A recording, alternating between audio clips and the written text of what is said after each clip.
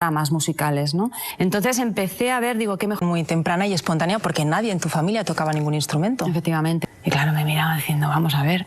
¿En los conservatorios europeos se perciben las mismas dificultades de aquí para las mujeres que aspiran a coger una batuta? Bueno, pues internacional de todo el mundo y éramos 2 mujeres. Y cuál fue mi sorpresa, cuando entramos allí había algunos compañeros que es que ni tenían hecho una carrera de instrumento. A mí no se lo exigían. Solo por ser mujer. Dirigiendo una orquesta de mujeres te sientes como pez en el agua. ¿Y dirigiendo una orquesta mixta? Bueno, pues también, doctora, ellos también ven una tradición. A ver qué va a hacer ella. Entonces, claro, siempre... ¿Te sientes cuestionada, en cierta manera? Sí. O sea, estás rodeados en el momento que estás indicando, que estás explicando, que estás diciendo cosas coherentes y que estás hablando... Volvemos a la Orquesta Sinfónica de Mujeres, un proyecto que me imagino no habrá sido fácil sacar adelante. ¿Qué te decían, no sé, los profesores, administraciones, los gerentes de teatro cuando les hablabas de una orquesta formada única y exclusivamente por mujeres? Es una locura, no vas a encontrar mujeres. ¿Qué tipo de obstáculos te has encontrado a la hora de levantar este proyecto? Hombre, pues lo primero... Sin embargo, pues nuestra vida personal nos ayuda un montón. Conciertos en muchísimos países. ¿Cómo reacciona el público cuando ve que todas las conciertos mujeres, ¿no? Es la paradoja, ¿no? Curiosamente. Concierto, sí. La orquesta es de mujeres y el público son solo hombres. De dirigir, tú también desarrollas una importante labor docente en escuelas de música, ¿no? Supongo que es ahí, en esa formación temprana, donde se puede empezar a incidir y a cambiar las cosas. Totalmente. O sea, añitos. Antiguamente la gente solo se hace que la música la deberían de... Hacer que nos hayas traído tu batuta aquí para enseñárnosla, que al final no deja de ser un bastón de mando. Bueno, pues efectivamente, tú lo has dicho. Yo aquí tengo el que iba dirigiendo, iba dando sus golpes en el suelo. De ahí se fue evolucionando con una batuta, prolongación, y realmente tú no te des cuenta de que tienes una batuta. Aquí en esta mano exactas para que se vea la diferencia y en mover las dinámicas, la intensidad. Estupendo, pues si te parece, cerramos así la entrevista. Isabel López Calzada, muchísimas gracias por contarnos tu experiencia. Muchos éxitos. Bienvenidos, empezamos. Acuerdo entre Gobierno y Unidos Podemos para los presupuestos de 2019. A primera hora de esta mañana, Pedro Sánchez y Pablo Iglesias escenificaban el pacto ante la... Los presupuestos han sido presentados hoy in extremis, ya que el lunes tienen que llegar a Bruselas. Estas cuentas aumentan significativamente el gasto social que tanto Gobierno como Unidos Podemos pretenden costear a través de la subida de algunos impuestos. Vamos a destacar los puntos más relevantes de las cuentas de 2019.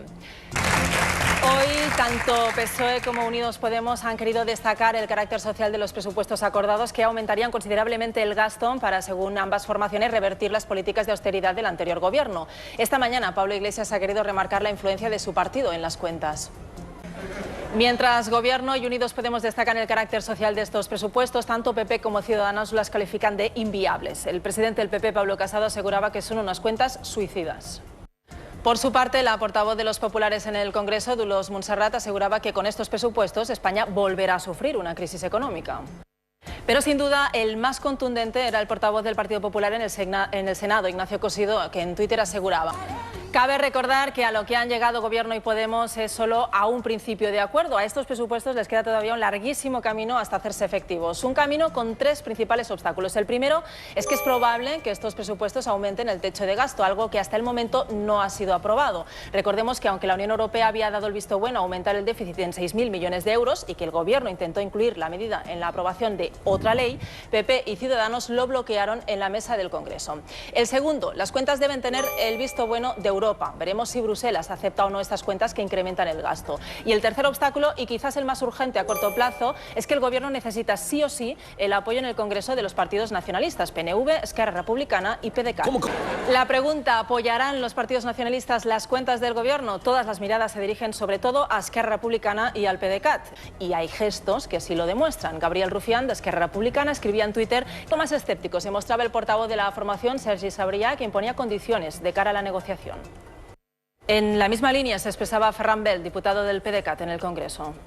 Desde el Gobierno ya han advertido que en la negociación de los presupuestos solo se hablará de eso, de los presupuestos. La ministra de Hacienda además resaltaba que Cataluña recibiría una inversión de más de 2.200 millones de euros en el caso de ser aprobadas las cuentas. De dar aire al Gobierno de Pedro Sánchez, el acuerdo alcanzado hoy para los presupuestos de 2019 supone el final. La negociación entre el Gobierno y Unidos Podemos arrancó a comienzos de septiembre, en medio de un clima así de optimista tras el encuentro. Si tras aquella reunión del mes de septiembre las negociaciones entre PSOE y Unidos Podemos auguraban un acuerdo inminente, muy diferente ha sido la postura de los principales partidos de la oposición. Tanto Partido Popular como Ciudadanos han sido muy críticos con los presupuestos que podrían surgir de este acuerdo. Para Pablo Casado, unas cuentas acordadas por Sánchez e Iglesias pondrían en riesgo la economía española. Desde Ciudadanos, Albert Rivera denunciaba la opacidad de las negociaciones entre el Gobierno y Unidos Podemos. Lo cierto es que en esta negociación de presupuestos, más allá de las críticas de la oposición, el diálogo entre Gobierno y Unidos Podemos se fue enrareciendo en las siguientes semanas, pese a reiterar ambas partes que la secretaria de Organización de Podemos, Pablo Echenique, lanzaba esta advertencia. Pese a la advertencia lanzada el lunes por Unidos Podemos, lo cierto es que la negociación de los presupuestos se ha precipitado. Hoy Pablo Iglesias argumentaba así su apoyo a las cuentas de Pedro Sánchez. Pronuncia sobre el aborto lo hizo ayer en la homilía de su tradicional audiencia general de los miércoles en la Plaza de San Pedro. Atentos a la comparación que utilizó. Lo cierto es que no es la primera vez que el Papa Francisco se pronuncia en términos polémicos en contra del aborto. El pasado mes de junio, en una audiencia en el Vaticano, el pontífice hizo la siguiente reflexión. Pues el primero es el expresidente de la Conferencia Episcopal, Rocco Varela, que también utilizó el Holocausto para arremeter contra el aborto. Lo hizo en una homilía en la Catedral de la Almudena de Madrid en marzo de 2007. Del Apocalipsis. El obispo de Alcalá, Juan Antonio Reig Pla, que comparaba en el año 2014 el aborto con las víctimas de la guerra civil. Lo escuchamos. Pues ahora es el turno del cardenal Cañizares, que en el año 2009 recurrió a otra comparación inapropiada para criticar el aborto. Lo hizo cuando le preguntaban acerca de los casos de pederastia cometidos en Irlanda, en el seno de la Iglesia Católica. Pues vamos con el último, el arzobispo de Granada, Francisco Javier Martínez, que en una homilía en 2009 volvía a equiparar aborto y nazismo y llegaba a una conclusión disparatada. Muy atentos. El planta cara a los ocupas es el título del polémico vídeo con el que Xavier García Albiol ha iniciado esta semana la campaña para la alcaldía de Badalona. En este vídeo con el que Albiol ha arrancado su campaña, el expresidente del PP catalán llega a casa de estos supuestos ocupas y sucede esto. Atentos. La conversación no quedó ahí. En el vídeo vemos cómo aumenta la tensión y cómo el expresidente del PP catalán continúa enfrentándose a estos ocupas, recriminándoles su actitud. El vídeo continúa y Albiol llega incluso a lanzarles una advertencia a los presuntos ocupantes ilegales. Veamos cómo termina Albiol este tenso encuentro con los supuestos ocupas. Lo cierto es que este vídeo de Xavier García Albiol ha recibido muchas críticas, y no solo por su contenido, sino también porque lo ha copiado. Hace 3 años, el alcalde de la localidad francesa de Béziers le ultrajan de tensión muy similar a la de la campaña de Albiol. Lo vemos. Seguimos con más. Nueva sesión del juicio contra la antigua cúpula de Caixa Catalunya. Hoy ha declarado el que fuera presidente de la entidad. La entidad se hundía y se veía obligada a echar a la calle a 1.700 trabajadores. El principal beneficiario de esta subida de sueldo fue el directivo Adolphe Tudó, que se incorporó a la... Así explicaba hoy el fiscal en qué consistía el sueldo del directivo y los complementos que conllevaba. Cuestionado por este sueldo y su posterior aumento, el ex vicepresidente socialista defendía ante el juez que ese salario era habitual dentro del sector.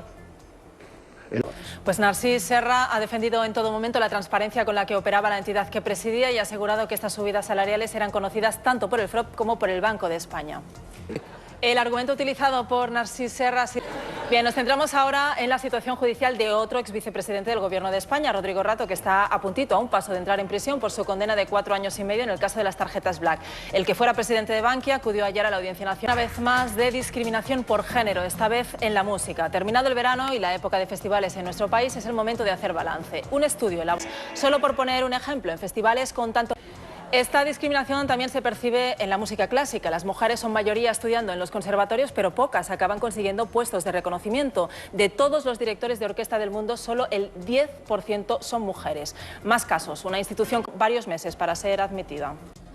Bien, a pesar de ello, como hemos dicho, hay mujeres que se abren camino en un mundo mayoritariamente masculino, como el de la dirección de orquesta. Una de ellas, López Calzada, fundó esta orquesta para dar más posibilidades a grandes instrumentistas que por su género lo han tenido más difícil.